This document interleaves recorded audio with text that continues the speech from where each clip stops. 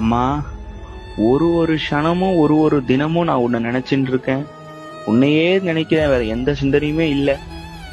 உன்னையே ஆராதனை பண்ணிண்டு, உன் ஸ்தோத்திரங்களை பாராயணம் பண்ணிண்டு, உனக்கு பூ பறிச்சு, உனக்கு பூவால மாலை தோத்து, உனக்கு அர்ச்சனை பண்ணி, உனக்கு அபிஷேக அலங்காரங்கள்லாம் பண்ணி உன்னையே நினைச்சுட்டு இருக்கேன். மத்த எல்லாரையும் நான் பார்த்து சிரிக்கிறாங்க, இவன் எப்ப பார்த்தாலும் சாமி கும்பிடுறானே அப்படின்னு சொல்லி. ஆனா அவங்களுக்கு தெரியாது, ஏண்டா நீங்க எல்லாம் மாயையில இருக்கீங்க, இவன் மட்டும்தான் என்னை சரணாகதி அடைஞ்சிருக்கான் அப்படின்னு சொல்லிட்டு. அந்த மாயையில தள்ளாத என்ன நீ ஆட்கொண்ட பத்தியம்மா வாராகி, உன் மகிமையை நான் என்னன்னுமா சொல்லுவேன்.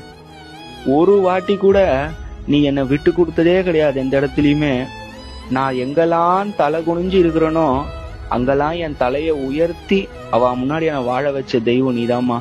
வாழ வைப்பால் வாராகி, வாழ வைப்பால் வாராகின்ற அந்த வார்த்தைக்கு ஒருத்திக்கு தான் அது சரியா இருக்கும். ஏன்னா வாழ வைக்கிற தெய்வம் வாராகி வந்து குடியிருந்தால் என்னை